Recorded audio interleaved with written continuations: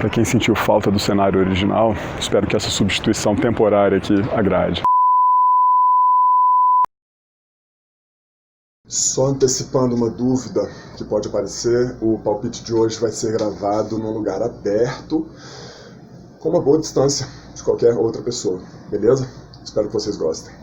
A máscara está aqui comigo o tempo todo, mas para a gravação ela vai sair. Valeu! Muito bem-vindos ao Palpiteiro. Essa é a minha resenha, o meu palpite sobre A Joia da Alma, livro brasileiro, escrito pela também brasileira Karen Soarelli. Ela mesma. A Joia da Alma é uma das continuações da trilogia Tormenta, criada pelo Leonel Caldela, figurinha conhecida aqui já no Palpiteiro. Embora A Joia da Alma seja ambientado no mesmo universo que a trilogia Tormenta, não necessariamente o leitor precisa ter lido a trilogia antes de embarcar nessa nova leitura. É um livro que funciona independentemente de conhecimento prévio do cenário.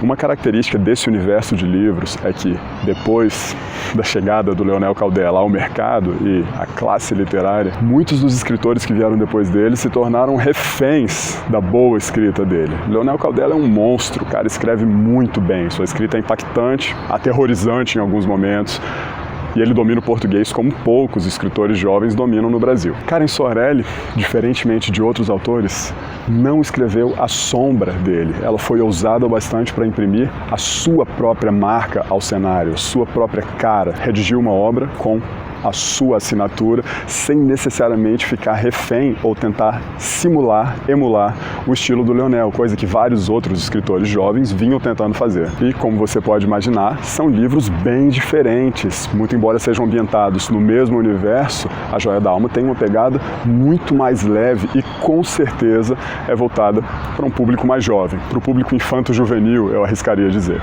Uma particularidade é que os livros do Leonel, apesar de toda a selvageria, crueldade dos temas adultos retratados, sempre teve edições com capas infantis, na minha opinião. Ao mesmo tempo em que o livro da Karen Soarelli, mais infantil e mais voltado para o público infanto-juvenil, tem a capa um pouco mais adulta, com guerreiro sisudo e até com uma estética um pouco mais séria. Só uma mera curiosidade que faz pouca diferença na leitura. Por falar em público infanto-juvenil, eu não preciso esperar até o fim do vídeo para revelar esse grande segredo. Esse é um livro para ser recomendado para jovens em idade escolar sem problema algum.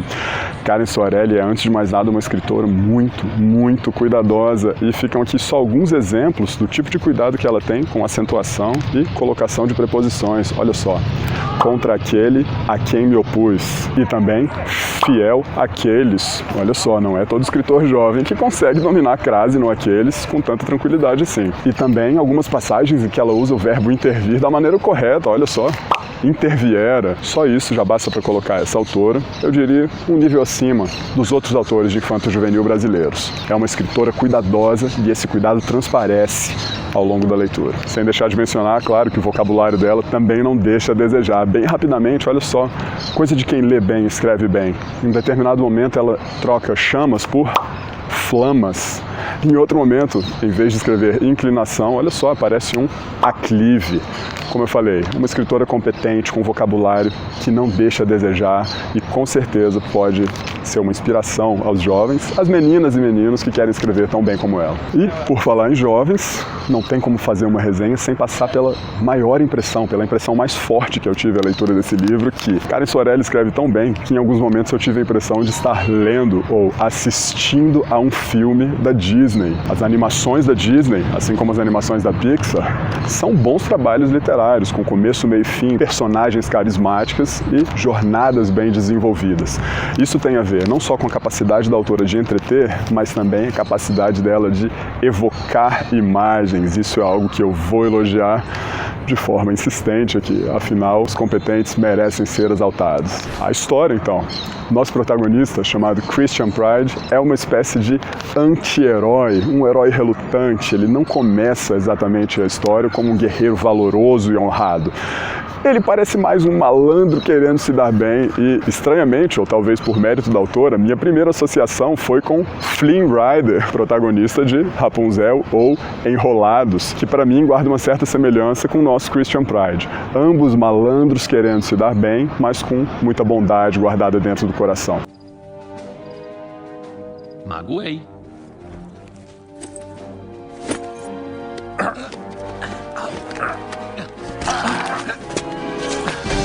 Agora ajuda a gente, bonitão! Desculpem. As mãos estão ocupadas. Ryder! Christian Pride se vê envolvido na busca pela joia da alma que dá nome ao livro, uma joia mística com capacidades sobrenaturais, como não podia deixar de ser, capaz de evocar, inundar o seu portador com memórias. Ainda que pareça um conceito um pouco difícil de ser assimilado, a autora mergulha nessa ideia e explora essa abstração com muita competência. E como eu falei, essa é uma história de aventura, uma história divertida de aventura. Christian Pride, então, vai conhecer amigos, inimigos e aliados, e não vão faltar mulheres e companheiras fortes ao lado dele nessa missão. E a partir daí o leitor mergulha em uma aventura divertida e leve. Essas são as primeiras palavras que me vêm à cabeça para descrever o texto. Além de bem escrito e cuidadoso, é uma leitura tranquila, bem longe da violência e da selvageria dos livros do Leonel Caldela. Karen Soarelli parece ter ido na direção oposta e não tem medo de explorar nuances mais delicadas dessa aventura, sem perder de vista alguma coerência e também consistência nas suas personagens. O que salta aos olhos ao longo do texto, além do cuidado da autora com o texto, é a capacidade dela de evocar sensações e remeter o leitor a imagens. Em uma das cenas, os nossos heróis são capturados por aranhas gigantes e são, de fato, enrolados na teia. Quando ela descreve o trabalho cuidadoso da aranha, imediatamente pensei naquela cena do Senhor dos Anéis, em que a Laracna enrola o nosso herói Frodo na sua teia.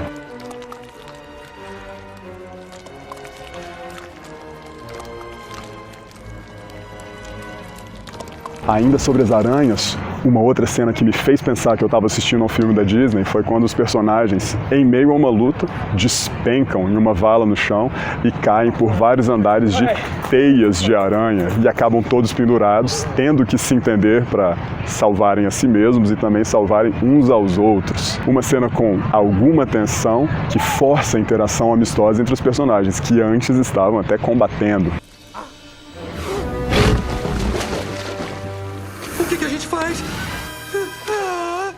E agora a gente morre? A gente vai morrer. Esse é o meu fim. Não é não. Fica calmo. Tive uma ideia. Me dá seu braço. Tudo bem. Agora esse aqui. Quando eu der o sinal, empurra as minhas costas. A gente anda penhasco acima, tá? Vamos! Ai! Você fez de propósito. Ainda mostrando a capacidade de evocar imagens, a autora brinda ao leitor com um grifo. O grifo é essa criaturinha aqui, com metade do corpo de águia, metade do corpo de leão, que acompanha o personagem nas últimas partes do livro.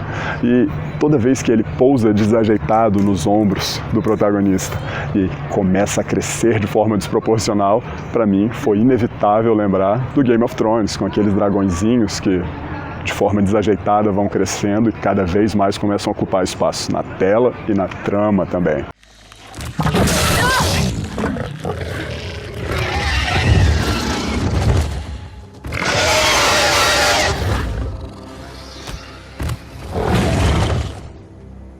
Nem só de menções e cenas de desenho animado esse livro é feito.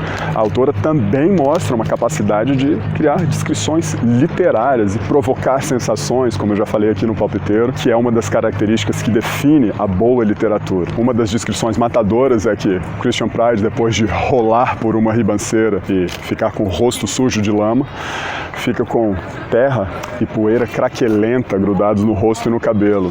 Olha só que palavra bem utilizada. Sabe craquelenta? Quando a terra seca faz uma casquinha que pode ser tirada, craqueada assim. Pois é, isso é coisa de escritor competente. Tem também umas cenas mais pesadas em que, ainda falando sobre aranhas, uma picada peçonhenta se espalha pelo sangue da vítima e todas as suas veias tornaram-se visíveis. Eu imediatamente pensei em um filme. Fiquei bem incomodado com essa descrição. Esse é o tipo de descrição que a Karen Soarelli é capaz de criar. Descrições mais adultas, mostrando que ela pode se aventurar também em temas mais maduros.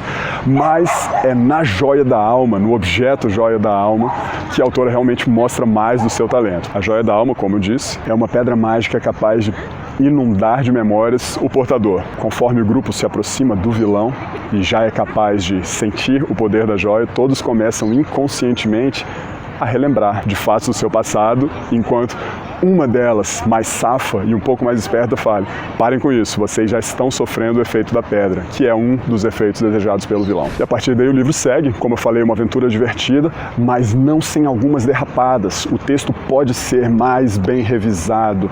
Eu notei em alguns momentos um errinho mecânico de digitação. Não é um erro de português, um erro de esbarrar na tecla errada ou esquecer de digitar um espaço, por exemplo. Palavras com um hífen faltando, como acertá-los e tornar a z. É claro que faltou um espaço aí no meio. Escaparam também alguns errinhos de colocação pronominal, como uma frase começando com nos trouxe, quando deveria ser trouxe-nos, e também orações começando com se abaixou, que deveriam ser abaixou-se, por estarem no começo da frase. E mais uma vez, é um erro que eu mais vejo se repetir nos livros, há muito quando usado no passado. Lembra daquela descriçãozinha lá do Portões de Fogo? Moro em São Paulo há 6 anos. Conheço meu amigo há 2 anos. Vamos lá? Vamos fazer a matemática? Vamos junto? Quando conheci meu amigo, já morava em São Paulo há 4 anos. Cadê o erro dessa frase? Quando conheci meu amigo, já morava em São Paulo havia 4 anos. Moro em São Paulo tem 6 anos. Conheço meu amigo tem 2 anos. Quando conheci meu amigo, já morava em São Paulo, tinha 4 anos. Em vários momentos, o a é usado no passado da forma equivocada, que deveria ser havia tanto tempo. Com certeza é um errinho que deve ser revisado para a próxima, afinal uma escritora tão cuidadosa não pode deixar passar esse tipo de erro. E por último, uma rápida reclamação minha, mais um palpite. Em alguns momentos, a linguagem falada pelos personagens parece oral e coloquial demais, informal demais. Expressões como não bate bem da bola e não dê papo para ele. Expressões do nosso dia a dia, do nosso mundo real. Aqui, a minha opinião é que a literatura fantástica, muito embora deva gerar identificação, ela deve gerar identificação até um certo ponto. Precisa haver uma certa dose, um certo quociente de irrealidade para que o leitor se identifique, mas ainda assim sinta que está lendo algo distante, algo que não pertence ao mundo dele. Por isso que a literatura é fantástica, inclusive os filmes épicos, não utilizam o mesmo inglês que é falado hoje em dia. A ideia é transportar o leitor para uma época onde a linguagem não era exatamente a mesma que ele vivencia. E o excesso de oralidade quebra um pouco essa sensação, essa imersão. Mas é só um palpite meu, não chega a ser um erro de português de forma alguma, até porque mesmo essas oralidades também são bem escritas e bem pontuadas. Mais uma vez, esse é um livro com uma revisão muito bem feita, mas pessoalmente esse toque de estilo não me agrada tanto. E por aí o livro segue, ainda com uma linguagem quase infantil em alguns momentos, inclusive tem algumas personagens que chegam a dar high five uma na outra, mas isso é um detalhe muito insignificante perto da qualidade desse livro. Como eu disse, que ele tem a estrutura de um filme da Disney, mesmo ao final o leitor pode se lembrar de alguns filmes da Disney, sabe quando o vilão está prestes a concluir o seu grande plano e então é ludibriado pelo herói? Eu me lembrei de algumas cenas aqui, talvez você se lembre também. Não é bem assim, Jafar! Você não esqueceu um detalhe? Você queria ser um gênio. Conseguiu! Mas tem que fazer tudo que ele faz. Eu quero sair daqui, eu quero sair! Seres cósmicos fenomenais! Aqui! Dentro de uma lâmpadazinha. A batalha final do livro, inclusive, ela chega a ser tão fofinha, digamos, tão inofensiva, que ela é contra espectros que não sangram. Então parece que a autora realmente se distanciou, mais uma vez, daquela brutalidade, daquela selvageria dos livros anteriores. Ponto positivo se você considerar que o público é infanto-juvenil e boa parte dos pais talvez não se sentisse confortável com tanto sangue rolando como nos livros anteriores. Como não podia deixar de ser, uma das cenas finais do livro é uma personagem que reencontra uma força interior e tem o corpo coberto por uma luz dourada. Familiar, né? Pois é, uma inspiração bonita aqui, não sei exatamente de qual filme, mas rendeu uma mensagem poderosa e uma bela cena ao fim. Meu palpite é que foi o final merecido. Torço muito para que a autora continue produzindo bons livros e brindando a nós, os leitores, com essas belas obras e com aventuras, acima de tudo, divertidas e bem escritas. Karen Soarelli, meus parabéns, seu trabalho é primoroso e só tende a melhorar. Você já mostrou que tem talento, tanto para mirar no público infanto-juvenil, quanto para mirar no público adulto. E são poucos autores que transitam com tanta facilidade entre essas faixas etárias. Aos pais que gostaram do palpite, podem recomendar aos seus filhos, podem presentear os seus filhos sem medo. Nada melhor do que uma escritora competente, inclusive, para inspirar suas meninas e meninos também a escreverem mais e melhor. Obrigado por tudo, obrigado pela atenção e a gente se vê até o próximo palpite.